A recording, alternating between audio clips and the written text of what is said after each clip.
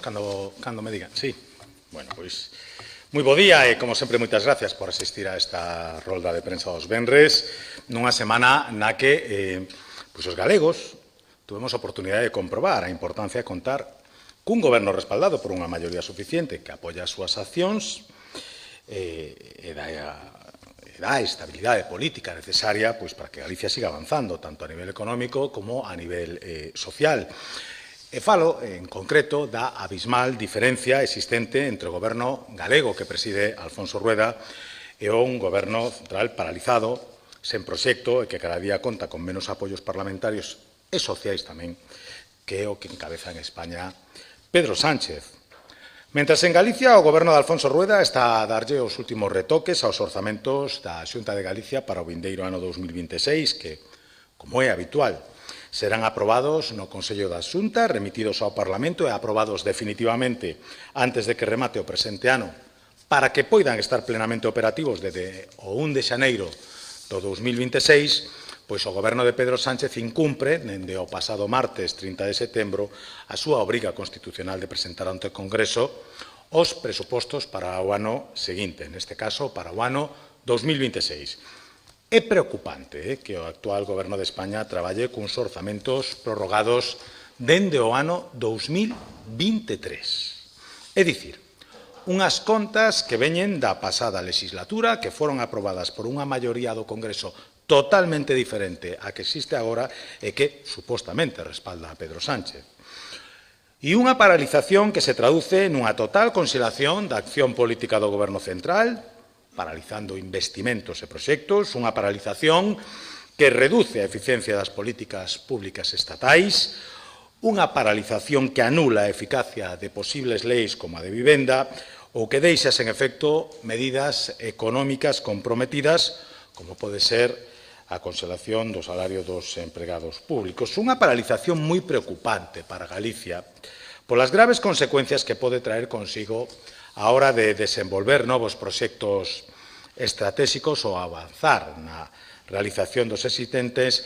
en ámbitos fundamentais como as infraestructuras viarias ou ferroviarias ou en sectores como da industria, a agricultura, a vivenda ou incluso para a xeración de emprego. Pero o que resulta máis indignante é a tomadura de pelo a que o goberno do señor Sánchez somete a todos os españois, anunciando un día sí e outro día tamén, que están traballando na elaboración do orzamento para o vindeiro ano, con diálogo e con negociación para chegar a un acordo cos seus socios parlamentarios. Unha afirmación esta que foi inmediatamente desmentida polos seus propios socios, que negan e que descoñecen calquera tipo de negociación sobre os orzamentos do Estado, chegando incluso a exixir que a falta de orzamentos un ano máis debería levar irremediablemente a convocatoria de eleccións xerais, co fin de alcanzar un novo goberno de España que poida sacar adiante unhas novas contas para este país. Non somos tamén desta opinión, porque somos conscientes de que un goberno sen orzamentos non pode continuar á fronte dun país como España que precisa urxentemente de investimentos e proxectos en sectores estratégicos para competir tanto a nivel europeo como mundial. Pero, como dicía, felizmente para os galegos, o goberno de Alfonso Rueda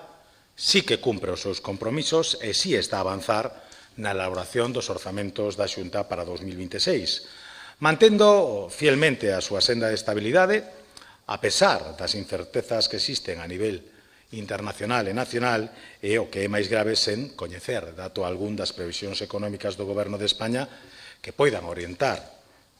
un pouco a elaboración desas contas galegas. Galicia cumprirá un ano máis o seu deber de aprobar os orzamentos en tempo e forma, fixando como prioridades aumentar o crecemento da economía galega, creando emprego de calidade, poñendo en marcha políticas de vivenda, blindando o estado de benestar,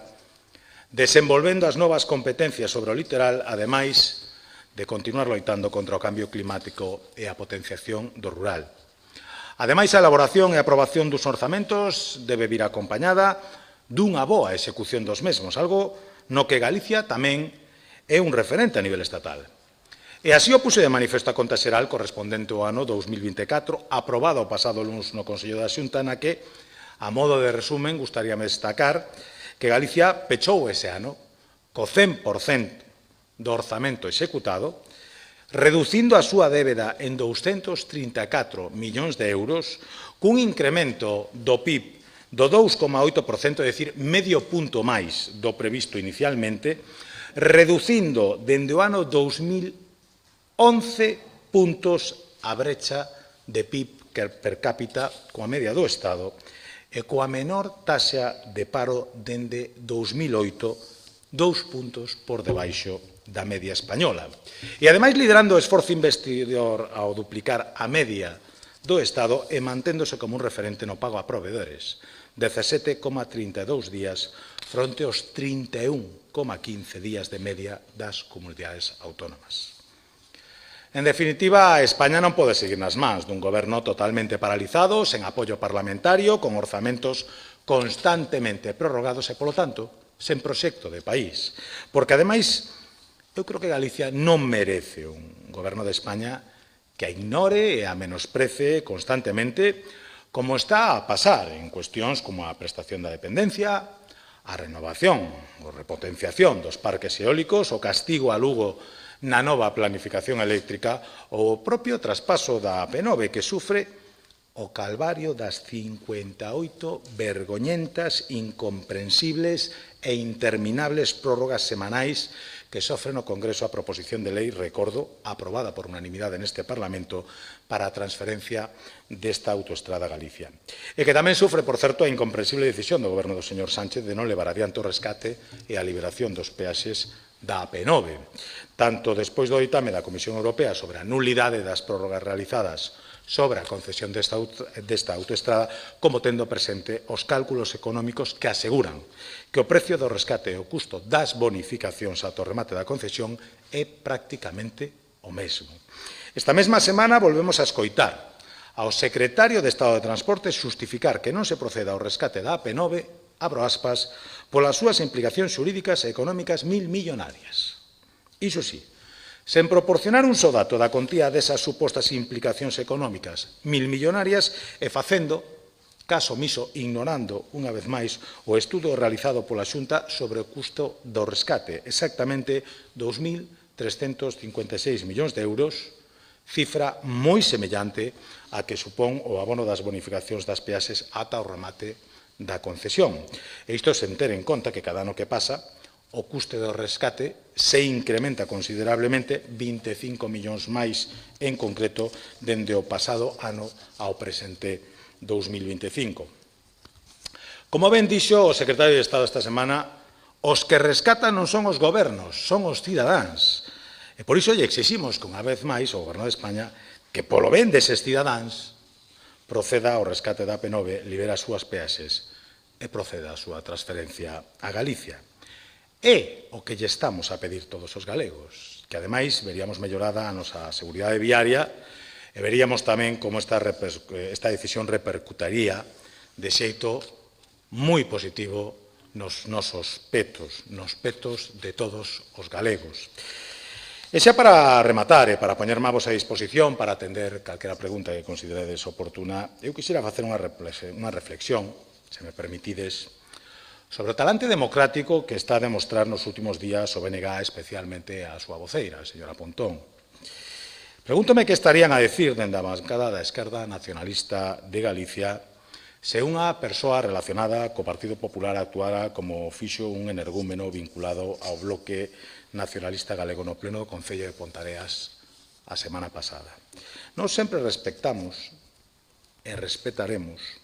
o dereito de calquera persoa ou de calquera formación a manifestarse ou defender os seus dereitos como considere máis oportuno. Pero o que non imos tolerar son este tipo de ataques e ameazas directas contra representantes políticos, como aconteceu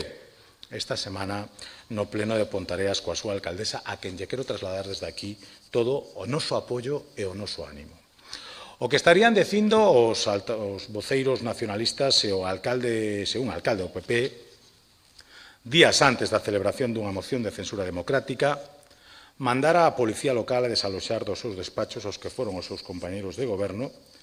pero que agora decidiron darlle a alcaldía a formación política máis votada nas pasadas eleccións tras comprobar a ineficacia e nula xestión dese alcalde nacionalista. Ou que unha das últimas decisións deste alcalde sexa modificar os indicativos instalados nas rotondas do Concello para facer o mesmo que leva facendo dende que chegou á alcaldía, buscar a confrontación entre os veciños en vez de procurar o consenso. O que é peor, perder o tempo e gastar os cartos en caprichos infantís deixando de lado outras cuestións que son as que verdadeiramente preocupan e necesitan os veciños. Isto é o que está a ocorrer estes días, no Concello de Ribeira,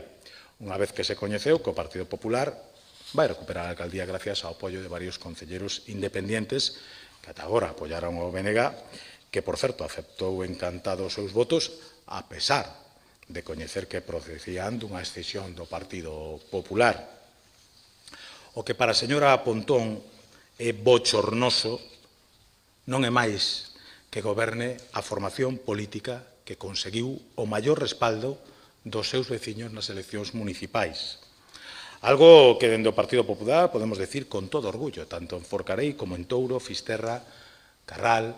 ou agora en Ribeira. Pero que non pode defender o talante democrático do BNG, que foi quen de quitarlle os seus votos á alcaldía, a formación máis votada de Noia para darlle ao goberno local a un cuatripartito ingobernable gracias ao voto favorable dun antigo concelleiro do PP. Esa é a súa democracia, a súa maneira de concebila, aliarse con quen faga falta para que o PP non goberne, pero que cando o Partido Popular accede á alcaldía sendo a forza política máis votada, pois se califica de bochornos. Por sorte, o que o Partido Popular conseguiu con estas mocións de censura é dar unha maior estabilidade aos gobernos de todos esos concellos. Unha estabilidade que ata o de agora non tiñan ao ser uns gobernos municipais en mans de multipartitos con ideoloxías e proxectos no seu interior totalmente discordantes, moitas veces incompatibles e, dende logo, que se amosaron imposibles de levar adiante un proxecto coherente para os seus respectivos concellos. E, polo tanto, é o que lle pido á señora Pontón é que actúe en consecuencia e que non tolere nin un minuto máis este tipo de comportamentos no seo da súa formación política. E pola miña panda nai máis nada, póñome a vosa disposición por si considerades oportuna algunha pregunta sobre este ou sobre calquera outro tema. Quería preguntar en primeiro lugar sobre algo que dicía esta mañá o ministro Cuerpo que se rexeitou o proxecto foi porque non cumpría os criterios técnicos. Con todo o respeto ao ministro, me parece un pouco sospeitoso que souberan que non cumplían os criterios técnicos incluso antes de analizar os criterios técnicos. Polo tanto, creo que todos levamos suficiente tempo aquí como para saber que o que subxace detrás das decisións tomadas polo Goberno e anunciadas, quero recordalo, por un voceiro dun grupo parlamentario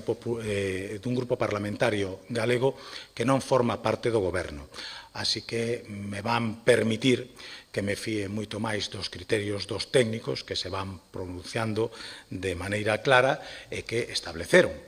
o alcance e límites nos que se pode desenvolver esa iniciativa e, polo tanto, diso nos vamos a seguir fiando. Outros terán que dar explicacións de como son capaces de pronunciarse con carácter preventivo sobre informes que non se tiñan elaborado en aquel momento.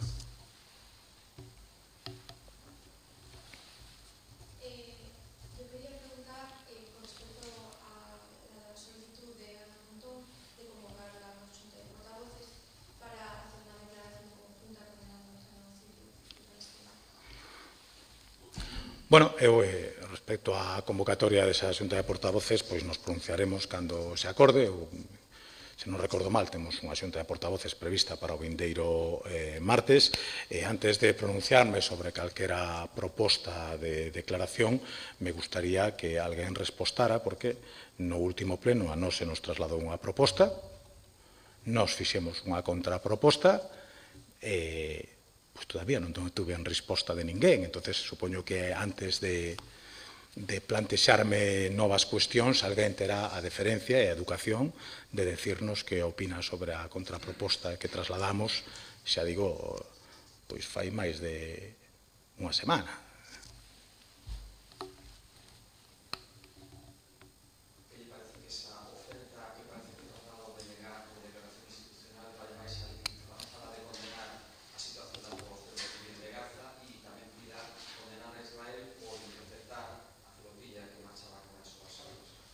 Bueno, a min o que primeiro expresar os desexos de que os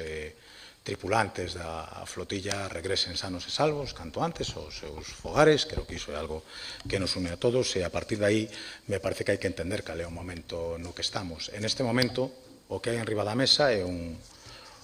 plan de paz que foi aceptado por Israel, que foi aceptado polos países árabes da súa contorna, que foi aceptado por todas as grandes potencias internacionais, que foi aceptado tamén polo Goberno de España, que foi aceptado polo grupo político máis votado nas pasadas eleccións, e que estamos pendentes de que jamás se pronuncie sobre se o acepta ou non. Eso creo que é importante porque posibilitaría o que todos estamos desexando. Un alto ao fogo inmediato, unha paz estable, a posibilidad de dar asistencia a todas as persoas que están a sufrir unha situación intolerable en Gaza e, aínda máis importante, pois unha esperanza dunha paz estable cara ao futuro para esa zona do mundo. Creo que eso sería unha magnífica noticia para todos. Eu o único que podo desexar é que o gallá se produza nas vindeiras horas ese sí definitivo a ese plan de paz e poidamos mirar a situación de Gaza, de Israel e de todo o Oriente Medio con unha perspectiva de paz e con unha perspectiva de futuro real para dous estados que ali se conformarían conforme a esa proposta realizada pola administración americana. Non hai presa.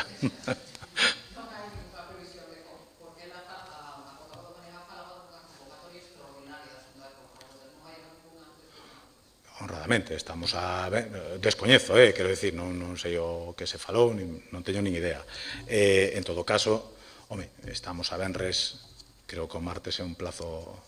razoable, pero volvo a repetir, non descoñezo a urxencia e, en todo caso, me sorprende a urxencia en plantexar unha declaración de institucional cando volvo a repetir, no último pleno, eu trasladei unha contraproposta do Grupo Parlamentario Popular a unha declaración institucional e a día de hoxe, e xa pasou máis dunha semana, non me respostou ninguén. Me parece que é unha cuestión de educación elemental, se me permite. Falaban das mocións de censura o secretario provincial da Coruña esta semana que non pechaba a porta unha moción en Santiago. Non sei se contemplan esa posibilidade. Bueno, temos un candidato magnífico en Santiago, que estou convencido de que será alcalde de Santiago máis pronto que tarde, e supoño que cando se convoque aos cidadáns de Compostela ás urnas. O que fagan, entre tanto, lle corresponde ao Grupo Municipal de Santiago, vai contar con todo o noso apoio e o noso máximo respeto. E eu volvo a repetir, o que creo é que hai que deixar de elucubrar sobre certas cousas e de utilizar lenguaxe pouco apropiado no ámbito político para definir calquera conversa ou non que se poida manter sobre este tema. Eu volvo a repetir, descoñezo por absoluto como está esa situación e, en todo caso, lle corresponde a Borja Verea, que vai ser, sen ninguna dúbida, o vindeiro alcalde de Santiago. O momento e a forma creo que lle corresponde determinar a él e non a este humilde portavoz.